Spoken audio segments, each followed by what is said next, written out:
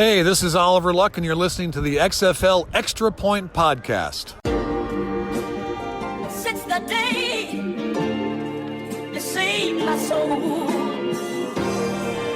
you've been proving This is the XFL. What's going on, guys? XFL Extra Point number 24. I'm Justin. I'm here with Thomas. Thomas, say something so people know you exist. What's up? It's your boy, Skinny Penis. Oh, Jesus, Thomas. Jesus.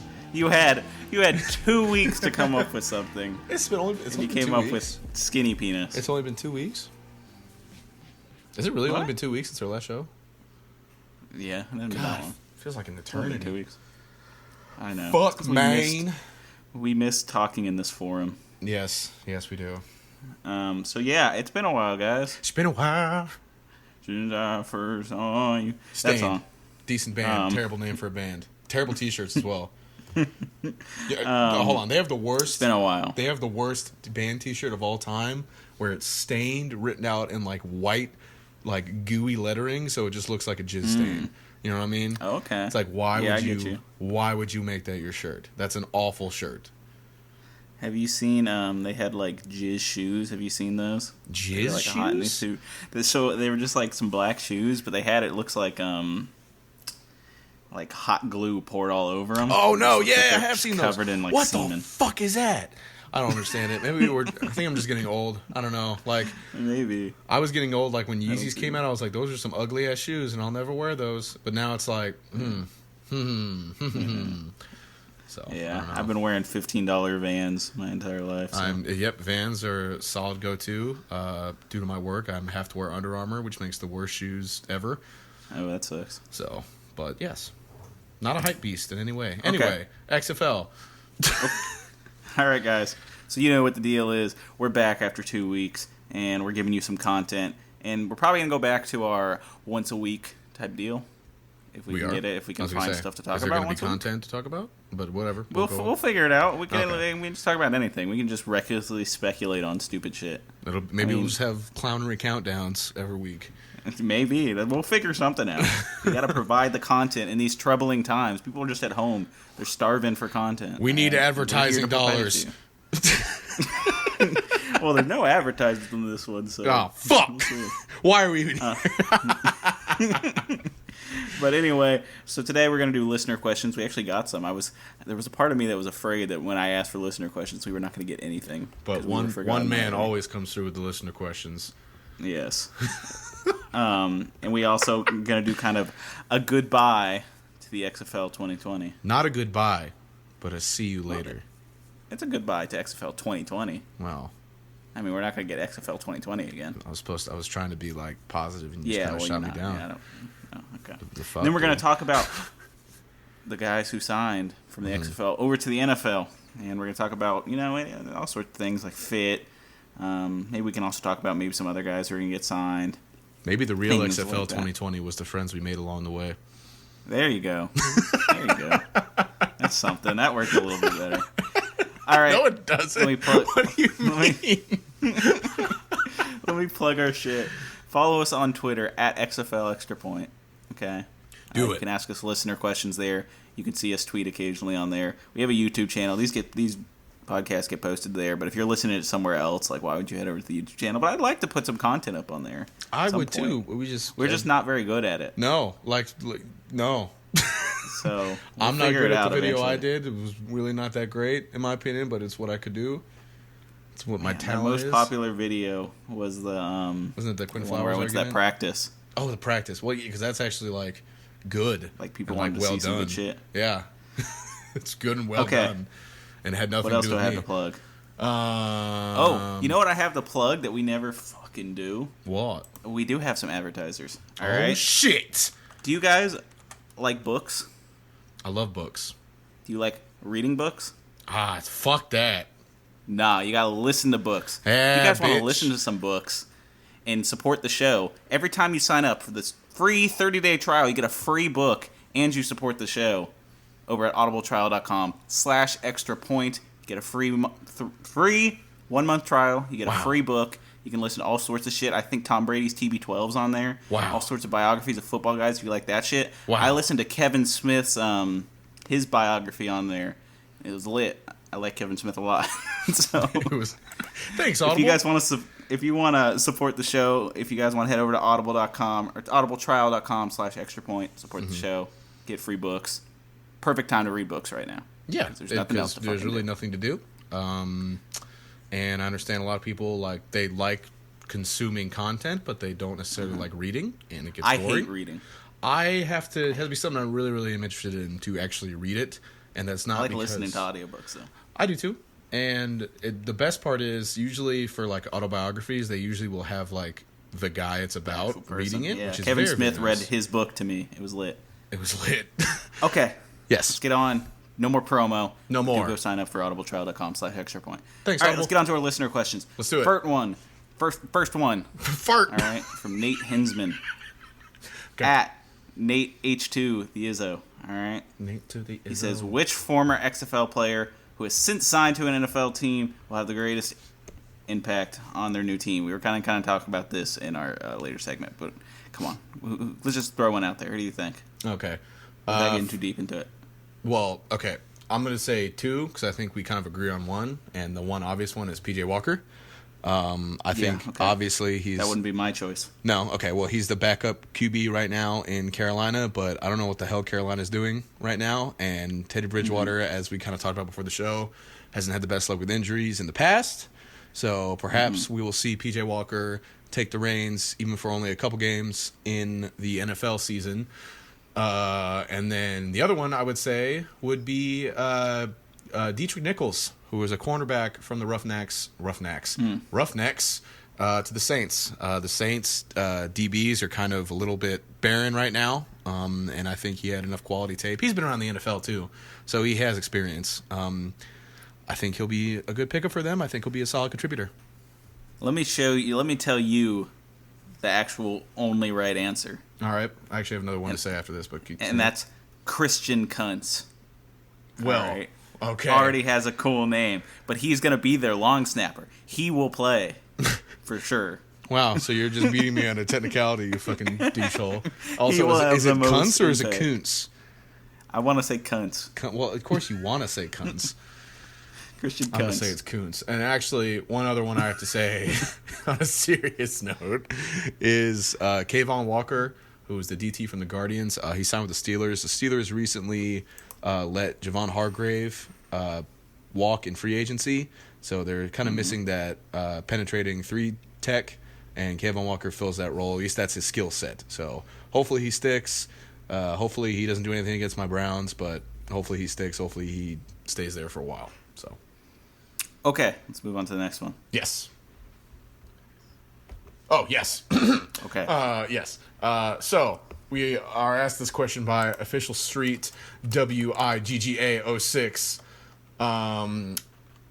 Do you have hope for the future of the XFL? Yes, I do.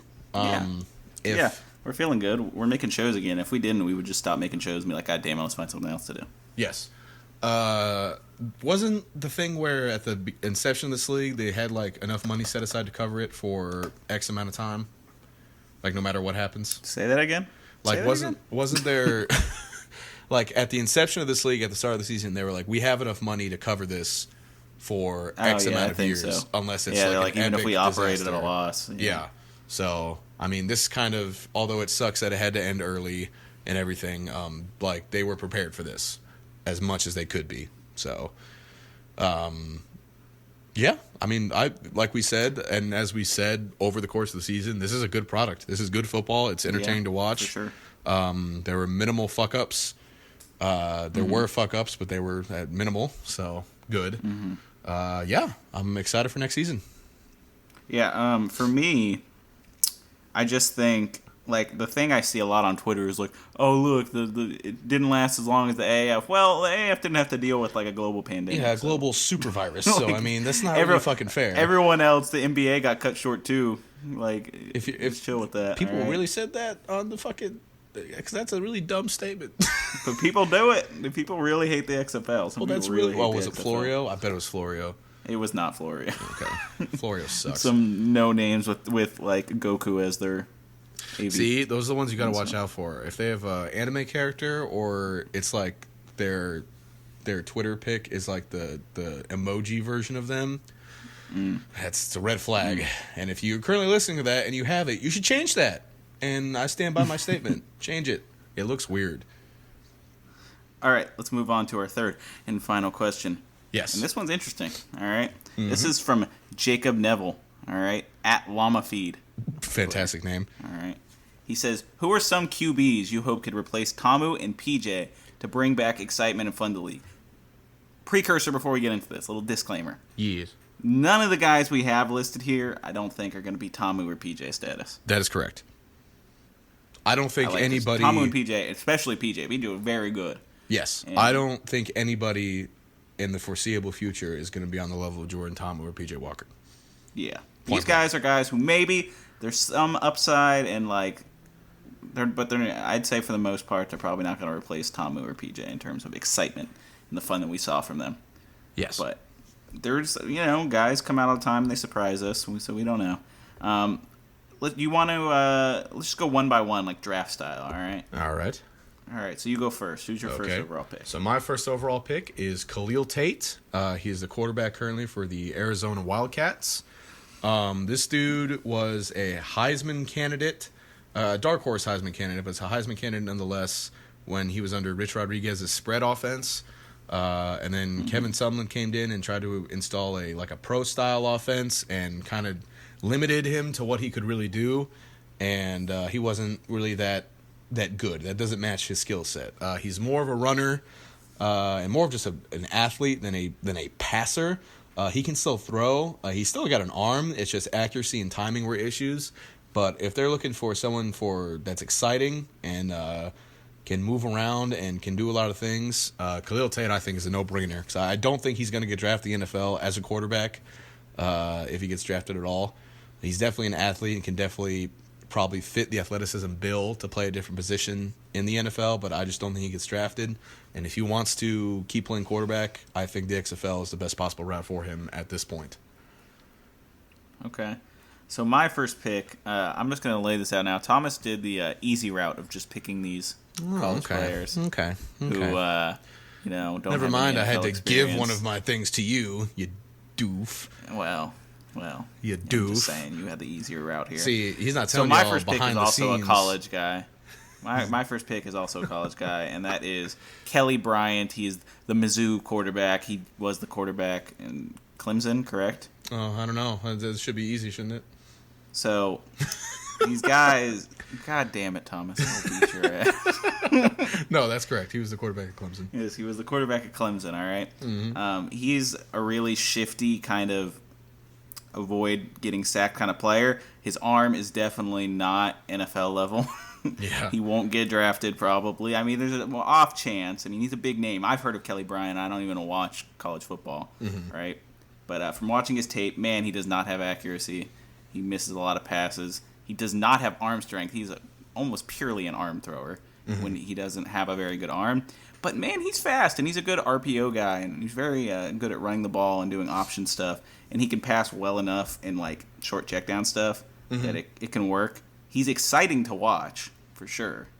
And so if we're talking purely who can bring excitement to the league, I think Kelly Bryant is a good choice because he's exciting to watch. All right. Okay. So your second pick. So my second pick is another rookie that will be going and being a rookie this year should he get drafted to the NFL. Cole McDonald, who is the quarterback from University of Hawaii, Rainbow Warriors, which is the best name. And it was really stupid that they took it out because they're like, oh, we hate the gays, can't be the Rainbow Warriors.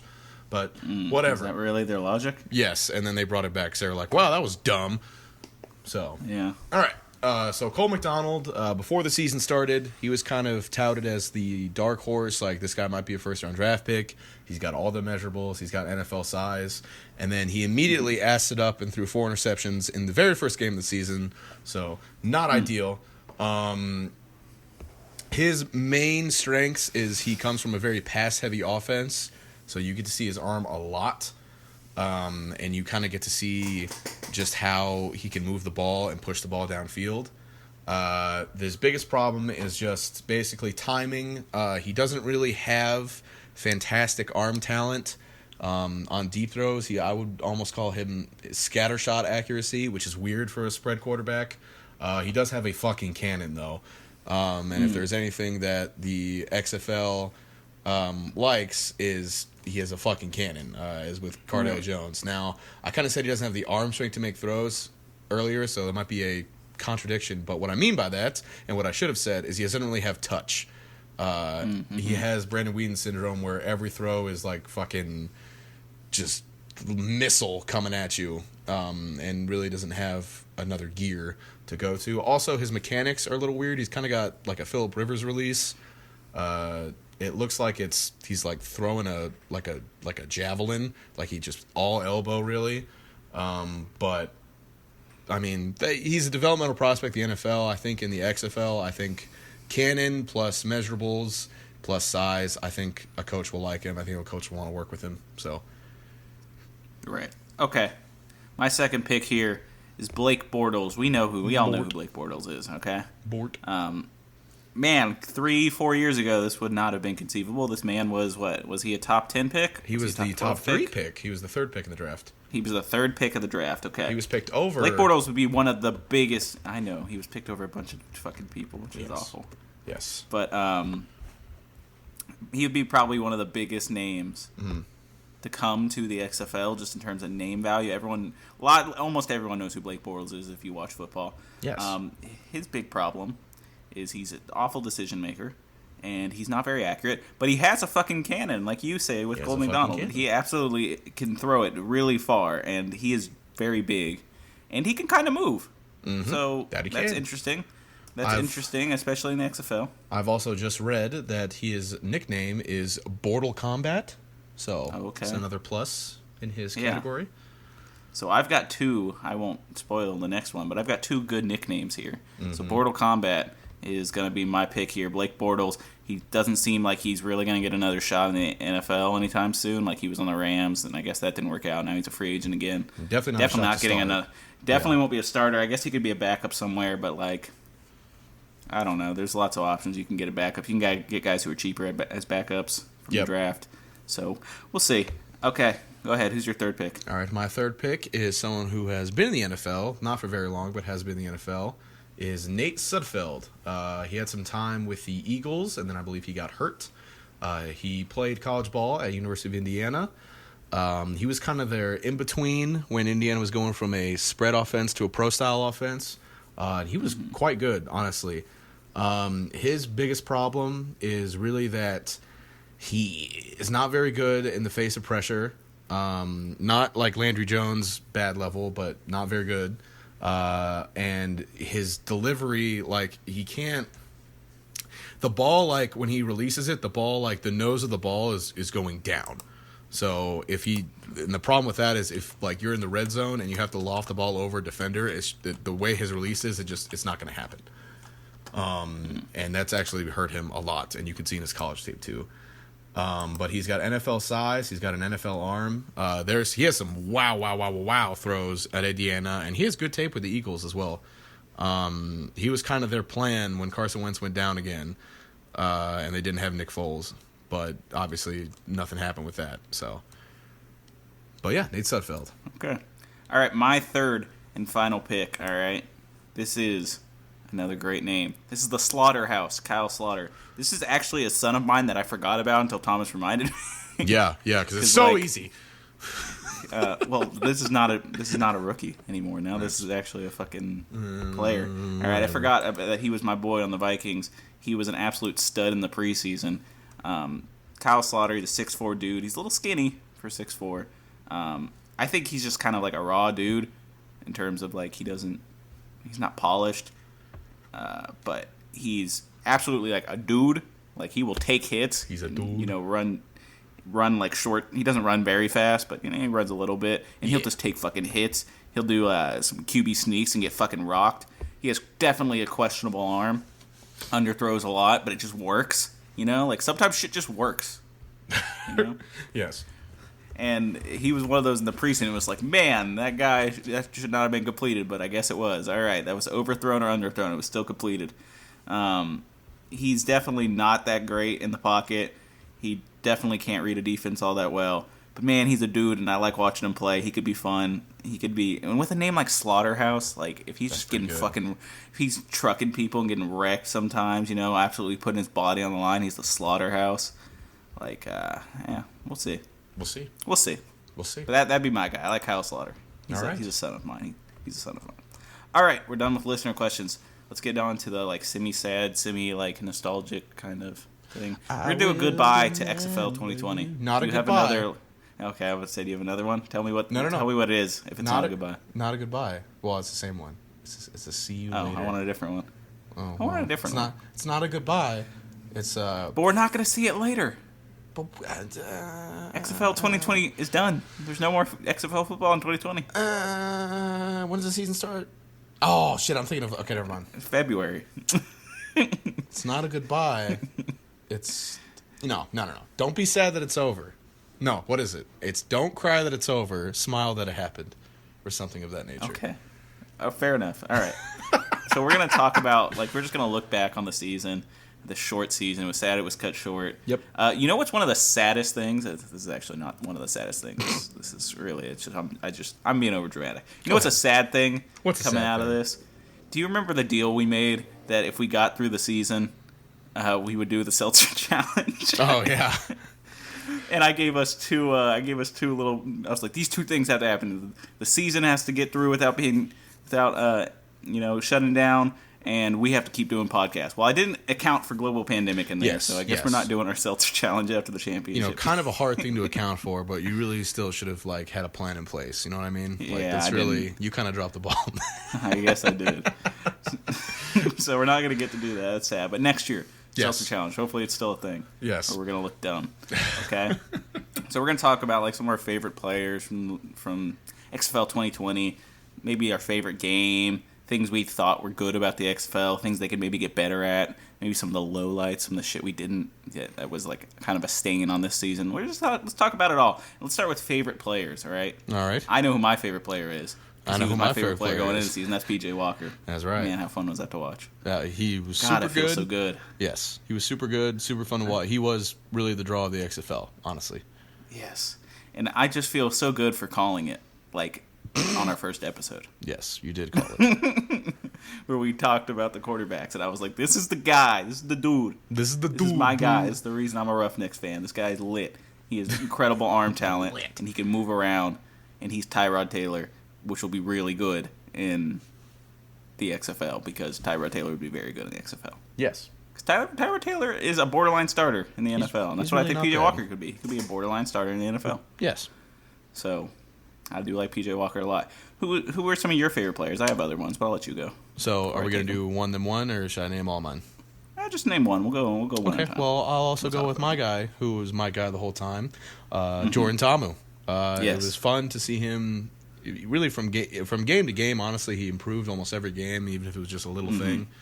That was my favorite thing about him. Yes. How he improved over the course of the season. Which is also a glowing endorsement for the XFL. Yes. For those young guys. For those young men.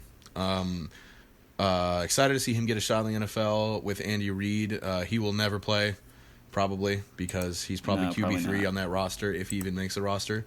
Not saying that he's bad, just saying he's got some room to develop, and the people in front of him are established veterans, like Chad Henne, who's been in the league forever, and obviously, fucking Patrick Mahomes. But that goes without saying. Yeah. But yeah, excited for him to get a shot with Andy Reid, who I think is a premier coach in the NFL. So I think he will only get better from here. Hopefully somewhere down the line I see him play, not in a preseason game, but in a regular season game, and I will shed a single tear of happiness for my son, Jordan Ta'amu. Do you think that regular season game will be with the Chiefs, though? No. Unless... Now, did he sign a multi-year deal? Or I believe it was a 1 year.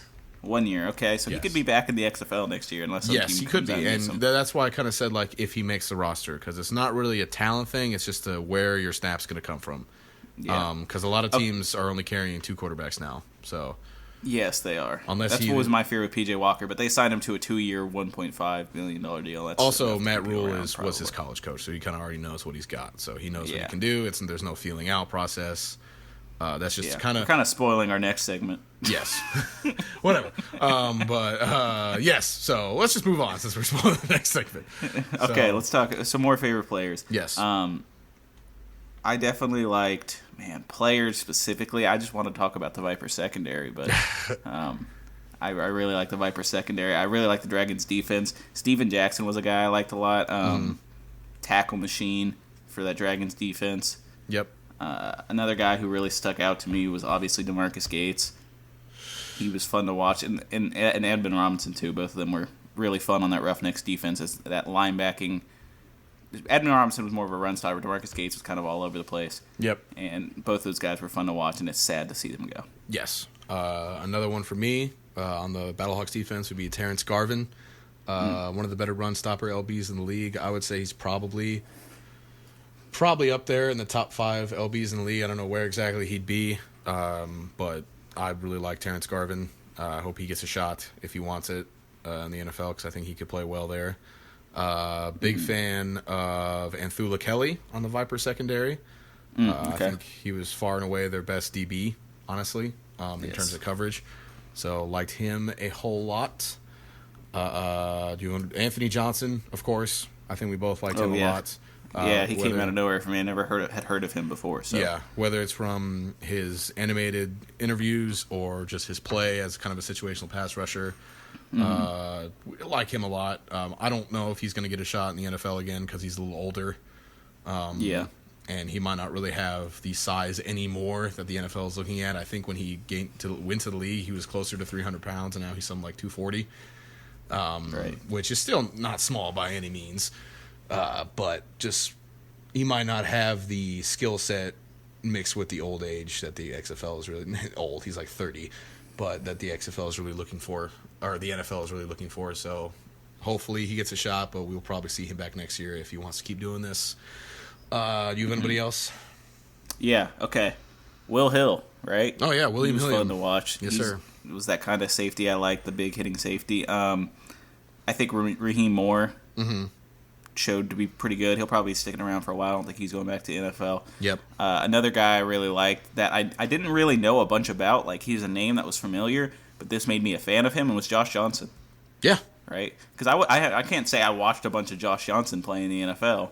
Now, he was one of the premier quarterbacks in the XFL, and I was like, wow, this guy's actually pretty good. I see why he was around for 14 years in the NFL. Yeah. As a backup, whenever me and Justin play a franchise on Madden and we fantasy draft, I never draft a quarterback high because I'd rather spend on other people. So usually I'll pick a guy, literally probably one of my last picks before we sim the rest of it, will be a mobile quarterback. And usually in the years, people who are left are either like RG3 or Josh Johnson, and I'll usually pick Josh Johnson just because I like him. Who usually always end up being my starter because that's just how it goes. But yeah, Josh Johnson was extremely fun to watch too. It was fun to watch him yell at his offensive coordinator that he needs to calm down. And just him being a veteran presence was really fun. There was one more guy. Oh, Nick Hawley. Right? Nick Hawley. Probably my favorite story of new guy I forgot that like I never heard of, and then I was like, wow, I like you. When he did that interview in week 1, they're like, you tore both your ACLs, you broke your back. Why are you here? And he was like, because I love the game. I love the game, fella. Said in his southern drawl, I love the game. I do it for the love of football. Love of the game. Right? So I love the gridiron. He's like a nice redneck. Love that guy. All right, Nick Hawley was cool. He's a great story. Yes. Anyone else we could think of off the top of our head for favorite players? Tigre Scales, Ben Heaney. I'm just going to name them off now because we're kind of going over a little bit on what we kind of wanted to on the segment. Dan Williams, the receiver on the Vipers, was fun to watch. Hapapa, hapapa, hapapoo, hapapoo, hapapa. I haven't named anybody on the Dragons yet. Who do I like on the Dragons? I don't know if I have anyone on the Dragons. I like the running backs. Trey Williams, Kenneth Farrow. Austin Prohl. Oh, I got some good ones. I do like Austin Devion Prohl. Smith. Yeah, Devion Smith was quite good. I don't think Smith was good. The problem with has a running back Well, we'll get to that later. But I don't know if any of these running backs will be signed to the NFL just because of the nature. That doesn't just because they're our favorite players. I know, but I'm just saying that it just kind of not sours me on them, but it makes me feel bad. Just because of the position. And yeah, Davion Smith was a fucking beast. Yeah, I agree with that completely. Let me see if I could think. Oh, Donald Parham. Oh, Jesus, yeah. Donald Parham, the best receiving option somehow on the Renegades. Probably one of the best receivers in the league. Probably. I would say he's probably solid number 2. I can't think of really another guy that had more production, to be honest with you. Yeah. He was besides Cam Phillips, of course. And Dan Williams was good, too. Yeah, that's probably your top 3 is Cam Phillips, Don Parham, and Dan Williams, unless we're just massively forgetting someone. Nelson Spruce. Trey McBride. I like Nelson Spruce, Trey McBride. There's a lot of players that we just kind of liked over the course of the year. So, all right, let's move on to the second segment of this. We talked a lot about players. Let's do our favorite game. All right, this one was tough for me. I think I have my pick. Go for it. But I'll let you go. You want me to go first? Okay. I'm going to take a game from you. I'm going to take the Roughnecks and the Battlehawks game. Okay. That was a fun competition between those. It was 24-28. That was in let's figure which out. That was week 2. That was in week 2. We got the Roughnecks and the Battlehawks. Both of our favorite teams, so obviously we had some, we had a little stake in this one. Yes. This wasn't necessarily P.J. Walker's best game. Still had 3 touchdowns. It's honestly wasn't their offense's best game. But this was a great game for Jordan Ta'amu. He threw 2 interceptions in this one, but he did have 284 yards. He was almost perfect, 30 for 37, threw 3 touchdowns as well. It was just a hard-fought game. It's where we saw Jordan Ta'amu really come alive as a runner, too. And when we started seeing the growth and that the offense could really work, because in that first week when they played the Renegades, it was like, man, this offense is this offense, it's fine, it's safe. Yeah. And this is when they really started to open it up. So this was a tight one, and it was a good one. I think this was the late game on Sunday, and it was a great game. All right, do you have a game you want to point out? I have another game I could point out too, but yes, I'll let you throw it out. My game, that was my favorite game of the season, was actually the last game of the season. That was my pick. Yes. My second pick. All right. It was the Tampa Bay Vipers versus the LA Wildcats. Offensive battle, which is weird. Usually I don't like those. Usually I'm like, yeah, I love when the team scores 6 points and that's it. Right. But this one was just so much fun to watch. It was so much fun watching Taylor Cornelius be comfortable and like making throws and everything. And it was fun watching the Vipers, who at the beginning of the season were like unabashedly the worst team in the league, kind of come together and play out of their minds. And even though they did lose this game, like it was just fun to watch because they played as a team, played as a unit, and also just the talent on display was awesome. Even if the Wildcats were missing Nelson Spruce here, they were still both sides just incredibly fun to watch. Yeah. This game, it sucked the season ended right after this game because this was really like, okay, the Vipers have a chance to make the playoffs. Yeah. Like this is an offense that can work. They have a good enough defense, and they were definitely trending up, and there was a lot of question marks in the East. Like we were like, okay, we know that the Battlehawks will win, and then we don't know who that second team is. It could have been any other team. Vipers had as good a shot as anyone, and it sucks that it ended here, but this was starting to look like, oh, the Vipers have a chance here to get into the playoffs. Yeah. So, okay. So those were our favorite games. Any other games? Let me look at this list real quick and see if there's any ones that stick out to me as a memorable one. I also liked the Vipers versus the Roughnecks. I believe that was week 3? Yes. That was a fun game to watch. Kind of the same vein. Another offensive battle, which is also, again, not like me at all. Seattle Dragons versus I like St. Louis the Battlehawks. XFL Bowl, the Roughnecks Renegades, right? It was a quite good game. But that is when we saw. Is that when Landry Jones went down? I think that is when Landry Jones went down. And the Renegades definitely had a shot at winning, and then it was an awful pick in the end zone. Yes. By Philip Nelson. No, but they didn't count as an interception. Yeah, I was gonna say yes, it is. Yes. They didn't count it. They said it was a fumble, I think. Is that what? Whatever. Yeah. I guess it was a lateral pass behind the line, but whatever. So this was a Nick Hawley game. He went off. Philip Walker. This is where one of those games where we saw like, oh, you can stop Philip Walker if you bring a lot of pressure, because that's what they did, and it started kind of exposing like, oh, you can slow down this offense a little bit if you can really get after P.J. Walker, and he doesn't have the time to throw. Yeah. Regardless, still a great game for him. But this was a fun one to watch, and of course it was the XFL Bowl. So always, and almost every Roughnecks game was good, Yeah. unless they were blowing them out. But it was still fun to watch Yes. because you were like, "Wow, PJ Walker's very good." Okay, you ready to move on, or do you have another game you want to point out? That is it. All right, let's talk about what we thought the XFL did really well this season. Okay. All right. Obviously, we like the presentation. We've been saying it over and over. They put together a good product on the field. The play was as good, if not better, than we would have expected. Mm-hmm. Right? So I thought they did that really well. I think all the commentary teams they had were great. They didn't have any duds in the commentary teams. The closest thing they had to a dud for me is when they brought goddamn what's his name, Cam Jordan on there. And this isn't a hate towards Cam Jordan. You're telling me he did a good job? That was probably the worst sideline interview. He was okay. I think he was okay. He just never. You know what? Okay, but I agree. It was the fact that he wasn't experienced. Mm-hmm. But you know how players sound when they're being interviewed? Mm-hmm. He sounded like that interviewing people. Well, because I think he was incredibly nervous. Because he's a charismatic guy. So I think like in the beginning, before he was like, "Yeah, I got this," and then he was like, "Oh fuck." He's like, how do you think you're playing? Like, I don't have any good questions to ask. Uh oh, and then it kind of. Which I thought was sort of a dud. Mm-hmm. Well, I mean, also, I don't think it was a dud. I think he just needed a little more experience. It was a little weird that they were like, "Yeah, Cam Jordan, come on down," but especially when you go from like Pat McAfee, who's like really really good at that, and also doesn't give a fuck if he pisses someone off, to Cam Jordan's probably like, "Hey man, why?" I don't know why he's Southern, but. What? He's a little Southern. He's a little Southern, but he's not like, "Hey, man." Yeah, you're right. He just seemed a little nervous. I think he would have gotten better with time. But it is what it is. Yeah, Pat McAfee was a thing I thought they did really well. So Pat McAfee was hilarious. He's never coming back. Never. He's already said he'll is never do it again because he said that people were talking to his ear and telling him when he couldn't talk, and he didn't like that. Yeah, so, and I kind of disappointing because he was good. Yes, when whoever it was fucked up that kick, that was honestly that was probably the highlight of the season. Because he was like, "No, what are you doing?" And then he went over to the guy and talked to him, and the guy was clearly pissed off and wanted no part of the conversation. Really disappointing because I like Pat McAfee a lot, so that would have been really.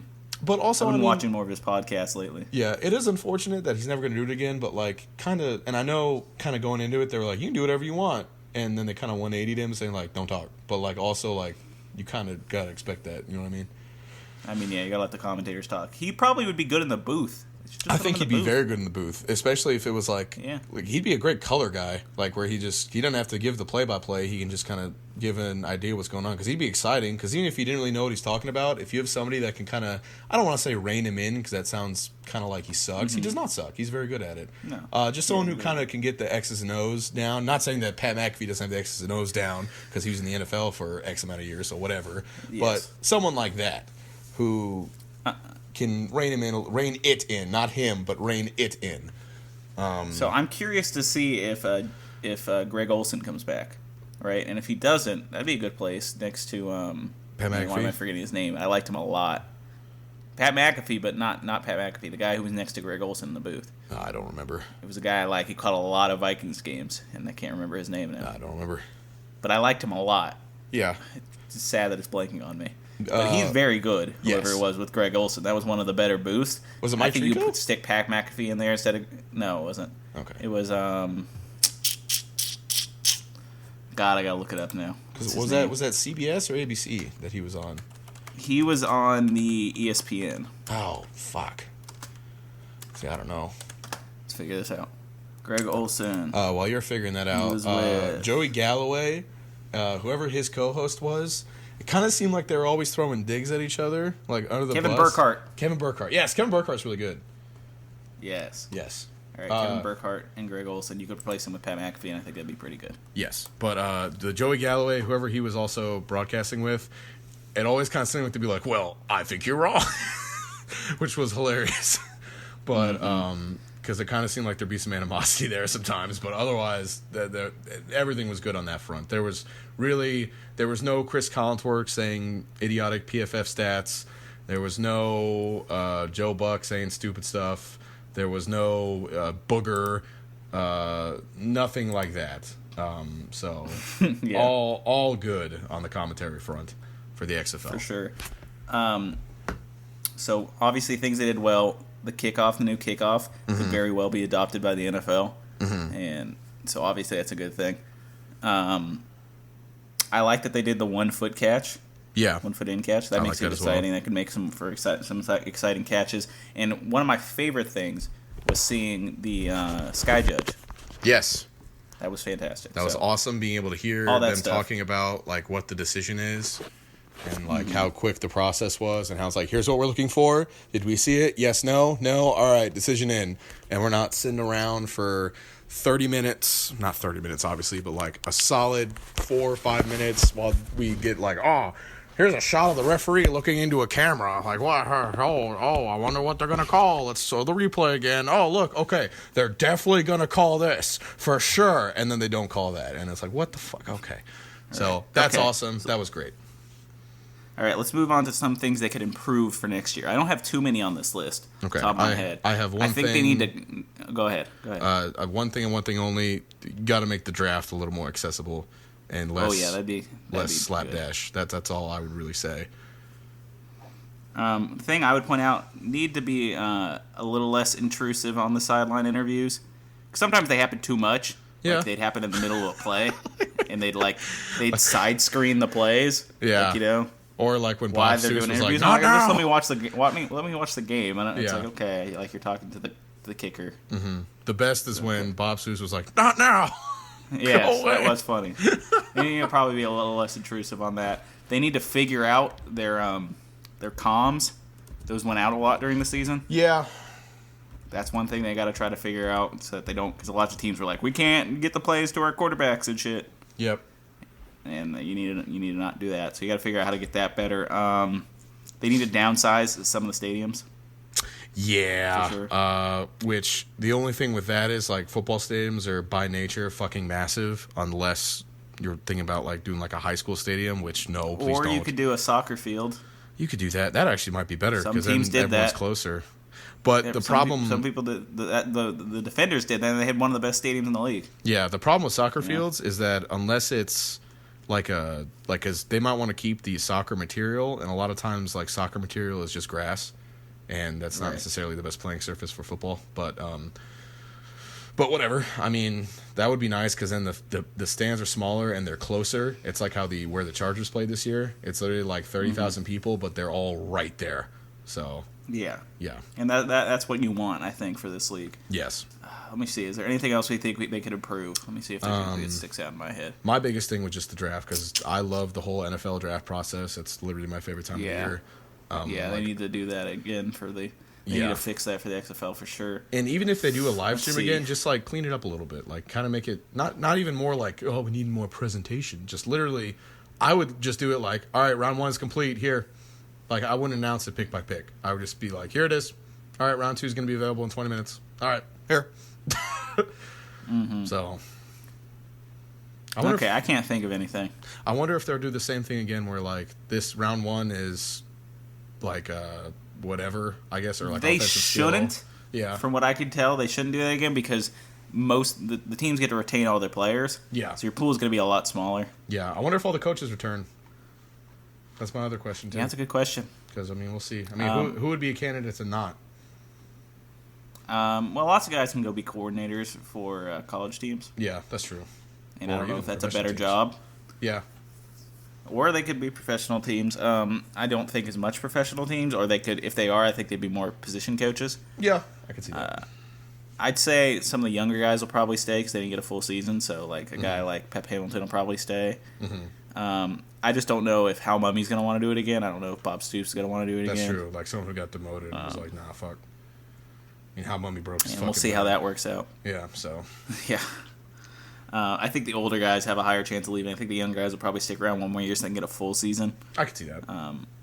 But we'll see. I think college is going to be the biggest thing if any colleges want to take coaches away from the XFL. Because some of them already have. Like, saw a tight end coach go become a tight end coach for, like, Colorado or something. I just want to know where Bobby Blizzard goes. Yes. Where Bobby Blizzard goes, Okay. I go. Let's talk about some lowlights. 'Kay. Right? This is different than how they could prove. This was just, like, things that happened during the season that were like, oh, that kind of sucks and that didn't look good. The my worst- number one, Yes. right? I'm going to do it first. All right, That's fine. bitch. We're probably thinking about the same thing. Sorry. We're probably doing the same thing. Go for Quentin it. Flowers. Oh, never mind. We're not the same thing. But keep going. No. All right, Quentin Flowers, the whole leaving in the middle of the year because he didn't get to play. Mm-hmm. Man, they pissed off. A lot of Vipers fans were pissed off. You don't want to alienate your fan base that early into the creation of the team. Yeah. How do you already piss off your fans when the team has only been alive for 4 weeks? Yeah, but it kind of worked out. That's the other thing, though, is that it worked out. So, like, Yeah, but now you've got so many Tampa Bay fans who hate their head coach already. The season was only 5 weeks long, and we already have people who are like, I fucking hate my head coach. well, I said from the Jesus. start of the season that Tressman That was a not low light. ideal. It didn't look good. I'm not saying whether it was right or wrong. It just didn't look good on paper. Didn't look good. Fair. Okay. My got low one? light, which I think is honestly the elephant in the room, is whatever. Was it the Seattle versus? It was Seattle versus somebody when they got fucked because there was supposed to be like 2 seconds left on the clock, and the rest were just like, "No, game's over." And it was like, "No." That was Houston. That It was Houston and the Dragons. Okay. That's bad. That cannot happen. Yeah, that was under also awful. any circumstance. That can never, ever, ever, ever happen. Is it likely that the Dragons would even win? Fuck no. But that can never happen ever again. Because that's the quickest way to be like, they don't even. This isn't legitimate. So I think now obviously it's not like that's something within the rules or if that's something whatever. It was just a stupid mistake that happened. Call. Yes. But they did correct it. They Somewhat. did correct That's it, good. and they reassigned, probably fired that one dude, Yeah. which is unfortunate, but that's how it goes. Just that was probably the biggest low light for me. Like I was like, ooh, that's bad. So that was the biggest low light for Okay. me in terms of the actual league. Okay, another low light for me. Cardale Jones's collapse. Yeah, Right. Yeah. He was one of the marquee names of the XFL. When he starts playing bad, it doesn't look good for the XFL. When you already have people out there going, they have a quarterback problem, yes, right? When one of your guys supposed to be your marquee name starts playing bad, that doesn't look good for your league. No. So that was a low light for me when he started playing bad. yes. Another low light for me is the Dallas Renegades offense as a whole. Oh yeah, okay. Going into the season, we were like, this is for sure the best offense, for sure. They're winning everything. This is definitely going to happen. And then it did not. Jazz Ferguson, as we know, giant, massive disappointment this year. Probably my biggest disappointment. Yeah, probably mine too. And, you know, just the whole offense as a whole was just like, most of the time we were like, just run the ball. Just run the ball. Oh, no, okay. Oh, interception. All right, cool. Massively disappointed by this offense. Really thought they'd be fun to watch. They were not. They were the opposite. It was almost like they succeeded in spite of themselves sometimes. So, Okay. I don't have any more. Do you have any more? let me think really quickly. Let me think. No. Because even, I was going to say Matt McGloin ripping his team, but then again, that was hilarious. That led to Luis Perez. It led to Luis, and also that was hilarious. He's like, we need to just change everything that we're doing. Yeah, I was thinking about that one too, but I was like, It was honestly pretty funny, and it worked out in the end. I hope Matt McGloin finds success elsewhere. He's an analyst for Sky Sports in the UK, so he'll be fine. Yeah. So, but yeah, nothing else really low. Pretty low amount of low lights, honestly. Lower Yeah. than I expect there to be, especially coming off the AAF, which was like, fuck. These Which games was are on a almost Tuesday. purely low lights. Yes. So, yes. Okay, let's move into our final segment, and this is the XFL to NFL signings. We're going to talk about a few of them, guys we know. We're not going to talk about, there's some guys we don't really know too well that I don't know if we can really speak on how they fit. But I want to talk about like fits in on the team, whether they'll have an impact, whether they'll see the field as a starter or as just a guy who can see the field occasionally in the regular season. So let's start with the obvious one, PJ Walker. We already talked about this a little bit. Yeah. So do you think he fits with the Panthers? I don't know what the fuck the Panthers are doing in terms of offensive scheme or anything. I assume he will because Matt Rule is his college coach. Right. But I don't know because I don't know what the fuck the Panthers are doing. That's all I'll say about that. I think Matt Rule's a good coach. Yes. Well, I don't know. Remains to be seen. But yes. I think he was a good college coach, and he made a lot out of a little, and I think that's a good thing going into this league when you have more talent. I think, does he have his impact? Because I think he fits fine. He doesn't play like Teddy Bridgewater, which is interesting because usually you want a guy who plays like your starter to be your backup, but he doesn't really play like Teddy Bridgewater.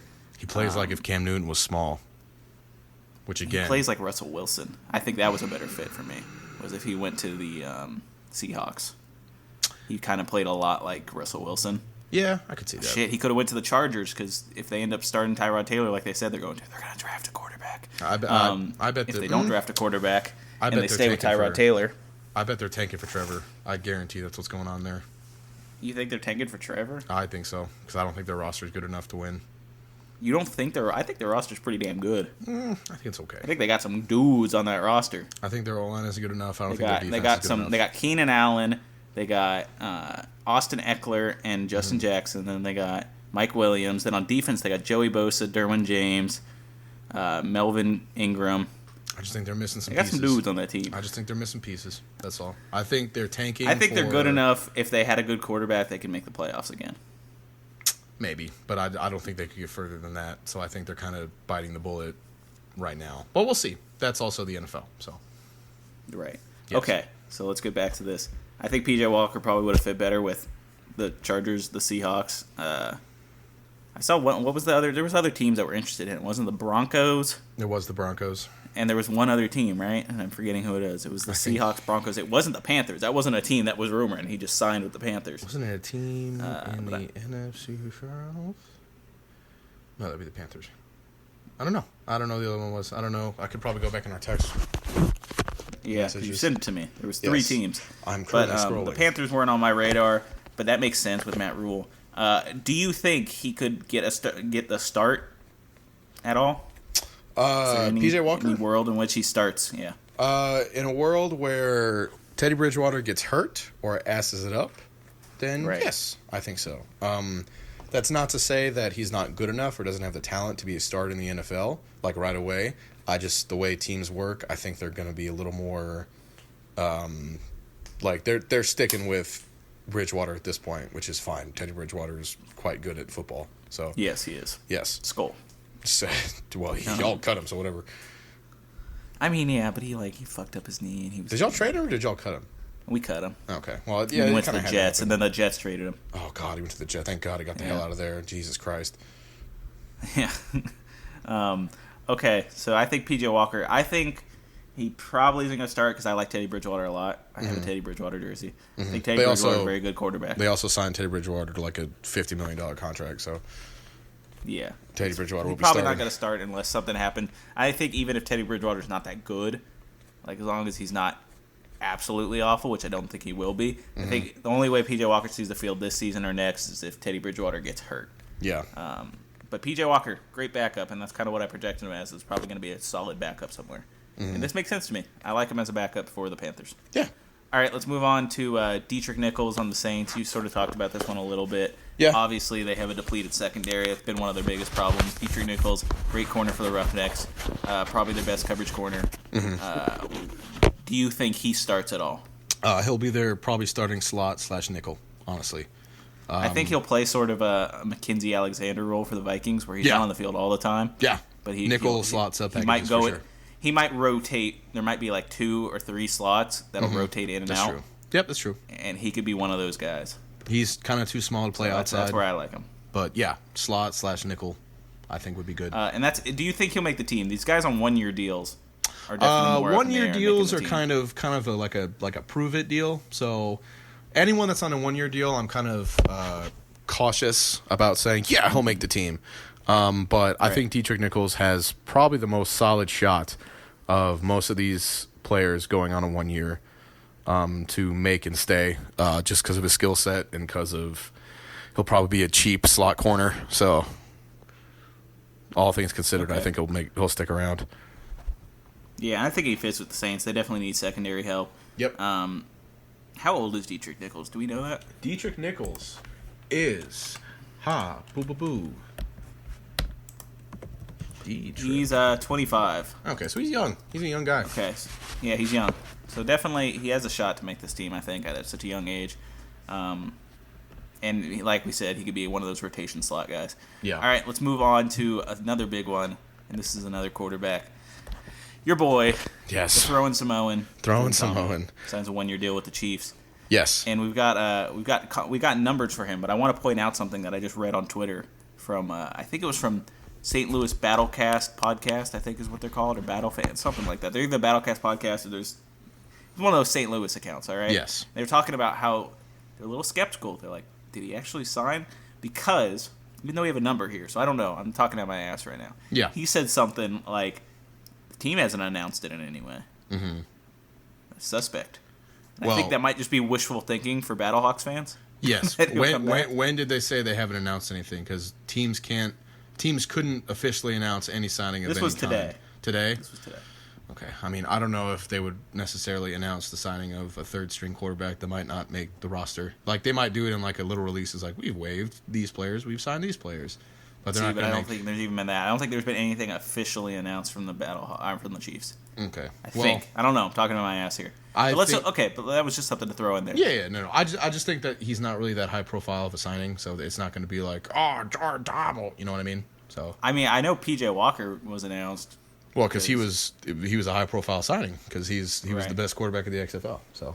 Right. Jordan Thomas was probably the second best. Jordan Thomas high profile in my heart, but in the real life, in the league, he's not a high profile signing. Another 1-year deal. Let's Yes. talk about fit first. Jordan Ta'amu is a ball of clay that fits anywhere because right. he is. He's not like Patrick Mahomes. No, he is not. He does not have a cannon, but he has his arm is good enough. He's mobile. Yeah. He can really fit in any offense, really, because he's still so young that he's not really developed yet. It kind of just depends on where he goes that will shape him into what he's going to be. Because he's The Eagles were the fit for me with Jordan Ta'amu. I could see that, but like I said, with Jordan Ta'amu, he fits anywhere right now because he's a Right. ball of clay. So I don't disagree with you, but I would prefer him go to Andy Reid than Peterson, Doug right? Peterson? Yeah, Doug Peterson. Couldn't think of his first name. Cleveland Browns quarterback legend Doug Peterson. Right. Yes, I just rather go to Andy Reid because I feel like Andy Reid will get the best out of him. For between the two. him, Andy Reid is a great coach because Yes. that's someone who can teach you, and that's awesome. Yes. Right. But if you're looking as a team, like what they'd want, I think he had a better chance to make the team on the Eagles because first off, he's a good RPO quarterback. Mm-hmm. He proved that a lot. They run a lot of RPO there. He's somewhat similar. Doesn't have the same cannon that Carson Wentz has, but I like him as a comp, as a backup for Carson Wentz. The whole thing with that is, and I think he just had a better. Go ahead. Sorry, I thought you were done. No, keep going. Okay, so I also they have need. Mm-hmm. There's like really need for a backup on the Eagles, especially because Carson Wentz gets hurt a lot. Yep. So I just think Jordan Ta'amu would have been a good fit there. But Chiefs are fine just for his development. Hopefully he makes the team. Yes. I think possibly he didn't want to go to a situation where he might actually play.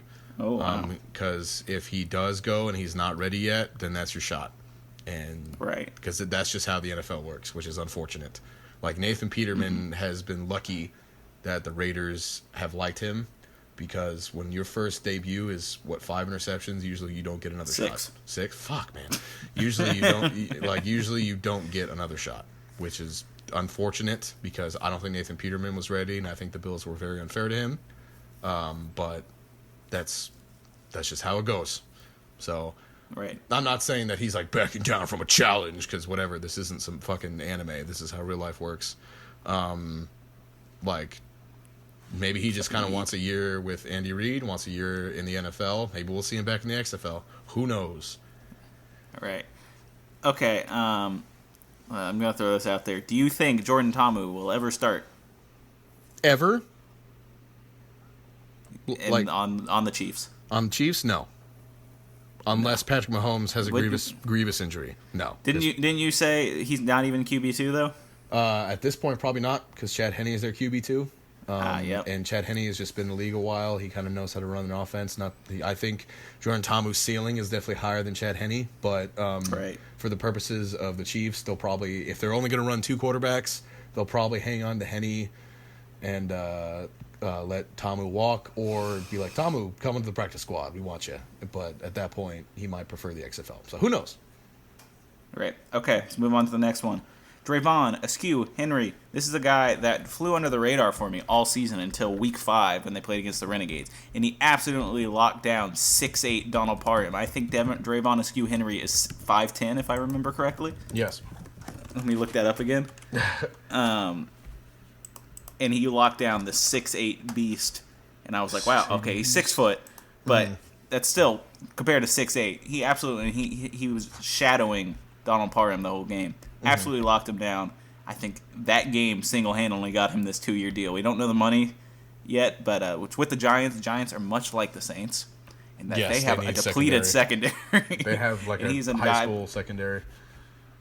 Now, Drayvon Askew Henry is not a slot. No, he actually played safety in college. So I'm not saying he'll play safety here either. I think he'll still play corner. But yeah, he will not be in the slot. I don't think so. I would say, because I like to make Vikings references, because that's what I know best when I could say players. He fits this Holton Hill role where he will be a rotational outside guy. Yeah, I agree with that. What'd you say? I said, yeah, I agree with that. What'd you say? Yeah, I agree with that. Okay, he'll be a rotational outside guy. Was it not coming through? I heard something. Holton Hill?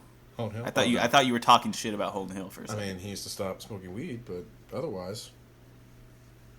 Okay. Well, Drayvon Askew Henry, I think, will be a rotational outside guy for the Giants. Could very well find himself starting. Possibly. Not like they have a good secondary. Yeah, it's possible. And it's not like he has a bunch of competition there. I think he'll be kind of be your Swiss Army knife on the in the defensive backfield. I think he'll be like your third safety if you need 3 safeties on the field, or he'll be like another outside guy in the nickel. I guess he can play slot. Looking at just his athletic profile, I just don't think he's going to. Me either. But we'll see. Hopefully he sticks. Yeah, and the 2-year deal always makes me feel confident. Yeah, the 2-year deal makes it confident that he'll stick. Yeah, so I feel like there's a good chance he could see the field as a starter. Not a good chance. There's a chance. Yeah. And there's a good chance he'll make the team. I like the fit there because the Giants need help. He was one of the best corners in the league. Didn't really notice him until that Week 5 game, but then I started looking back. I was like, oh, yeah, he's solid. Yeah. It's because the Guardians, the Guardians are the Guardians. The Guardians. So we were questioning them a lot. On duty. The worst fucking hashtag for a team in the XFL. Okay. Let's move on to our boy Donald Parham, tight end for the Renegades, who is now on the Chargers, also on a 2-year deal here. Yes. The Chargers, do they still have Hunter Henry? Yes, they do. They franchise tagged him, I believe. Okay. So Hunter Henry will be your inline tight end. Parham will be your Y/move tight end who doesn't always line up at tight end. Or if he lines up at tight end, will be going out and not being left in the block at all. He may chip. Yes. He will not block. If the Chargers ask Donald Parham to block, he will not be good, and he will not be on the team because they're stupid. Right. So Donald Parham was with the Redskins before going to the XFL. Now he's with the Chargers. Another 2-year deal that always makes you confident. Obviously, he's 22, and he's 6'8". Yeah. And you can find a way to use this guy. Yes. He has very great straight line speed. Use him for that. Use him up the seam. Don't really go have him be like quick change of pace routes. Go have 10 and out, up the seam. He's good to go. He'll be there for a while if they use him right. Right. I agree. And is this a good fit? Now, what sucks for Donald Parham here is that he's not getting a premier quarterback throwing to him as far as we know. Yes. And that sucks. That's the only thing I would say, because moves like the Y tight ends that are more like receivers, really just big receivers, they kind of fit anywhere as long as you run that. The only thing I would say is that Hunter Henry, while he is like a tight end, he's not like the best blocker, and he's not like your best option for an inline guy. So I'm not sure what other tight ends they have on their roster, but unless they have like a true guy who's just like he's your blocking tight end or like a fullback if they run that, then I would like to have a little more reliable blocking option, but I mean that's kind of a nitpick. So okay, yeah, okay. Let's move on to the next one, and the next one is Skull. Skull. Unanimous MVP on this show. My favorite defensive player, DeMarcus Gates, coming to my team, the Minnesota Vikings, on a 1-year deal. It's a prove-it deal. Might not make the team. I think he has the talent to make the team. I think he fits because one of our needs going into this draft is a linebacker who is a coverage linebacker. DeMarcus Gates is a good coverage linebacker. At least he was in the XFL. Also could stop the run. He's a guy who can do pretty much anything. I think he fits well with our team as a rotational linebacker. Come in when someone gets tired in the middle. We have, right now, our middle linebacker is... Eric Kendricks, right? Well, we have two. So we have Eric Kendricks and one other person, and his name's escaping me. Ben Gideon, I think is his name. Ben Gideon's actually okay. Yes. Yeah, so I think he's a guy who will sub in for Eric Kendricks, Ben Gideon, when they get tired, and I think he can come in and make an impact. He's one of those guys who wasn't like the biggest stat stuffer, right? He was just but he everywhere. always made the big play when it matters, and I think a guy like that works perfect for a guy you bring in for 1-2 plays and hope he makes something special happen in those 1-2 plays he's in every once in a while. Yep. The biggest thing with DeMarcus Gates... Sorry, you like DeMarcus Gates. Go ahead. I do, but go ahead. The biggest thing with DeMarcus Gates coming out of college is that he just had an incomplete game. He led Ole Miss in tackles for 3 straight seasons, so that's pretty good, leading an SEC team in tackles. So he just kind of needed more time to cook, as it were. So hopefully this is kind of where he stays. I've also just learned that he was on the Browns preseason roster at one time. So while you scold, I'm not going to do a bark because no. But bark as well. Oh, wow. Yeah, wow. That was good. Yes, thank you. Yeah. So hope DeMarcus Gates succeeds. I think Zimmer will get the best out of him as long as he can take Zimmer seriously and his Elmo voice. Yeah. Well, Zimmer's a scary man, though. Like, he's fucking terrifying. I would never say that to his face. It's just funny in press conferences where it's like, we need to execute better. Yeah, that's for sure. Okay, so I like DeMarcus Gates fit. I do think he can not start, but I definitely think he'll see the field this season if he makes the team, because obviously he's on a 1-year deal for low money. Yes. But I do like his signing, and we definitely have promoted him. I've seen his name a few times on the Vikings Twitter. We like him, and I'm glad that he's getting a shot with my team because he was my favorite defensive player this year. And so it was really nice. When I saw it, I was like, fuck yeah. Fuck yeah, All right. bitch. Anything else you want to say about DeMarcus Gates? No, he's good. Hope he succeeds. I hope he does, too. I hope that he succeeds on the Vikings. Don't punch people in the NFL, though. Yeah. All right, let's move on to the next one. Kayvon Walker. All right, this guy was the sack leader. Yes. He's now signing with the Steelers. He was the sack leader for the Guardians. Though they didn't have the best pass rush, yes, he was a bright spot on that defense. Yes. And I like him a lot as a guy who can disrupt. He's definitely a fuck-up-the-play guy. Yep. He can get in the backfield, cause pressure, tackles for loss, sacks. Will he do that same thing with the Steelers on a 1-year deal? Will he make the team? That's the question. We kind of touched on it earlier. The Steelers let Javon Hargrave walk, and they're missing the penetrating 3-tech that their defense loves. He fits that role. They're probably going to draft one as well. I don't know if he makes a team, but that's his skill set. That's why they brought him in. If he does make the Steelers, I hope the Browns devour him, but every other team he can destroy, and that's fine. Let me see how old Kayvon Walker is. He's young. I think we looked at this before. He is 25. Yes. We looked at this before All on right. a previous episode, I believe. Oh, well, he is since aged. Yeah, several weeks. So yeah, Kayvon Walker. I don't know enough about the Steelers' situation at defensive line, but from what you're saying, I do think he has talent. I think there's a good chance he's a practice squad guy because I think defensive line talent, there's a lot of it. I think for what it's And worth, he's I not- think the Steelers' first pick in the draft, because they don't have a first rounder, will be a D lineman. So Yeah, And it'll I be- think there's a yeah. lot of talent available. He's a guy who maybe could find his way as a rotational guy, like the 6th guy, the 7th guy. But I don't know if he'll necessarily make the team. and we'll see. It'd be He's one of those young. guys who's up in the air for me. He's young. Yeah, he He's is. got a decent athletic profile. We'll see if he sticks. I mean, a lot of these players, and why the XFL is so great and why we were so excited for is because a lot of football players just aren't as good as they are when they're 22, 23. You know what I mean? Right. Like, they need more time to Right. cook. They need more coaching. A lot of football players don't start playing football until college because there's some players that are from, like, for example, like there's an offensive tackle at Auburn right now that's going to get drafted probably 2nd, 3rd round named Prince Tega Winogo, came to America his freshman year of college to play basketball. And then they're like, hey, do you want to play football? And he was like, fuck yeah. And he has only played football for 4 years. There is no way he is as good as he is going to get after only 4 years of football. No shot. That's true. So That's a fair point. Yes. So, I mean, sometimes you just need more time to cook. That's just how it goes. Right. Yes. Could be the case for Kayvon Walker. Yes. All right, let's move on to our next one. We're starting to get towards the end. We're not going to know as many players, so I'm going to pick and choose here. But this one we know. This is Kari Lee. He's the Defenders tight end. Wasn't as involved as you'd think. He had a big game, I think, in the first game, and then he was sort of tapered off since then. He signs with the Falcons. How old is Kari Lee? This is an age check for all these players. I'm going to assume he's under 25. I don't think he's very old. He is. Oh wow, he's 28. Oh wow, he's kind of old. That's on the older end. Yes. Right, so that's an interesting choice for the Falcons. The Falcons, they lost Austin Hooper, correct? Yes, but they also signed Hayden Hurst. Ah, okay. Yes. However, Kari Lee is more of a. I mean, he's somewhat of your traditional tight end. he's a move the sticks guy.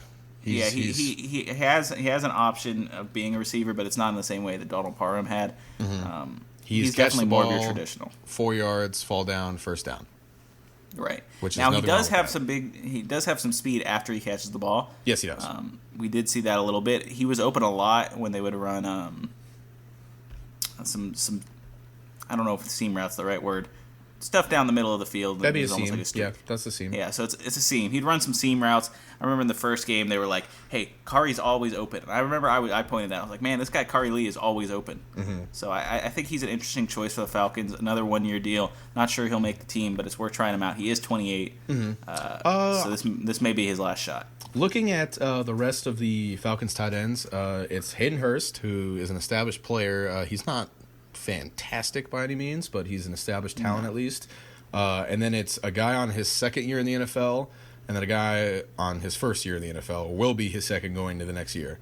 So a lot of young guys. So I think he has if his skill set kind of sticks, then I think he has actually a solid chance to make this team as long as he can kind of fill his role. So, right. Yes. Okay, I agree. I think he has a chance. We'll see. Maybe a third tight end, something like that. The Falcons are revamping that offense. I don't know what they're doing. They're fucking up, but whatever. Yeah, they're revamping the offense. They've been fucking up since they lost the Super Bowl, but that's whatever. Yeah. Neither here nor there. So we'll see what happens with Kari Lee. I can't speak too much on him. Guy I want to mention here before I think I have one more that I think is really worth mentioning, are really worth talking about. But I'll just mention here. All right. All right. Tyree Kennel. This is an interesting choice for me. Now I don't know how old he is, and I want to figure that out. I actually looked this up before the show. He's 23. He's 23. Okay. So do you know who Tyree Kennel is? Yes, I do. So he came in to fill in for Matt Elam for one game. Other than that, pretty much didn't play all season. So the reason I know who Tyree Kennel is he played college football for the Michigan Wolverines. And growing up as a kid, yes. I'm a big Michigan fan. Not anymore because I go to Texas Tech, Wrecking Baby. But his athletic profile is really good. So it might be more of a case where, hey, this guy's got some time in a different system. He's still a fantastic athlete.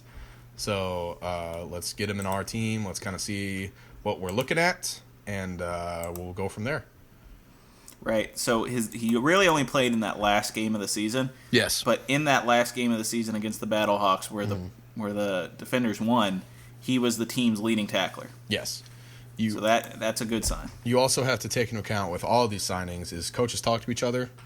So they might have been like, hey, who's kind of a guy that you liked that we should take a look at? And maybe Pep was like, yo, my boy Tyree, or the defensive coordinator for the Defenders was like, yo, my boy Tyree, he was real good. Maybe take a look at him, because if it's a 1-year deal for the minimum, that is just to take a look. Like he might not in 6 months' time, he might not be on the roster. So, all right. Let's talk about the last one that I want to talk about. All right. This is the last one that I really can talk about, and this is Edmund Robinson. Yep. Obviously, he was a stud in the AAF. He then signed with the Minnesota Vikings after the AAF, and then didn't work out there. He went to a couple teams, and now he is back in the NFL. He was a stud run stopper. I think his problem was in coverage, if I remember correctly. How old is Edmund Robinson? He's on the older end at 28. Now with the Falcons, like Kari Lee, and I'm curious to see if he can. This is another one of those just looks. If anything, if history is proven, I don't know how much better he has gotten. He was considered the best linebacker in the AAF, if I remember correctly. That's correct. And he was a good linebacker here in the XFL. Now another shot at the NFL with the Falcons, but he didn't make it on any of those teams he tried out before. Wasn't that long ago. Curious it won't be a similar situation where he'd be put on the practice squad again. Yeah. That would be my thoughts on him. I probably agree with that. Probably practice squad or just to take a look, and if they don't like him, like, thanks for playing. Right. I think DeMarcus Gates is a different story because DeMarcus Gates, I think, is more of a complete player. Yeah. In terms that he can he definitely has coverage skills, whereas Edmund Robinson doesn't have coverage skills. He is a pure run-stopping linebacker. Yes. And that's not necessarily something you want in the NFL anymore. Correct. So I think that'd be the biggest problem with Edmund Robinson, but he definitely has talent. I'd like to see him come back to the XFL and continue to be dominant there because he was very good. He's a very good run stopper and one of the league's leaders in tackles. So that'd be the last one I want to talk about. Anyone else on this list? There's some guys here. I could just list them all off. Obviously, Christian Kuntz, fan favorite. Really think it's Christian Kuntz. No, it's Christian Kuntz, bro. But anyway, Anyone else you want to mention? Just briefly mention Jaron Jones. We talked about him, I believe, in one of our first episodes. He was a defensive tackle at Notre Dame that going to the professional level switched to offensive line because of his athletic profile. So I'd be interested to see how he does with the Steelers, who need O-line help and usually always have a semi-decent O-line. But that's also because they had Mike Munchak as their O-line coach for a while, and he's no longer there. But would just like to see him see how he goes because I'm just curious with that. And I've been racking my brain trying to figure out who Dwayne Hendricks is, and I can't figure it out, even though he was on the Battlehawks. Right. And I'm panicking because I feel like I should know who he is, but I don't know who he is.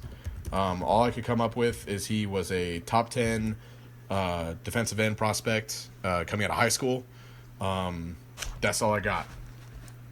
So I'm not even seeing him on the stat sheets in these games. Now, it may just be something where, like I said, coaches talk. They're like, hey, this guy didn't play a lot for us, but he's a moldable athlete.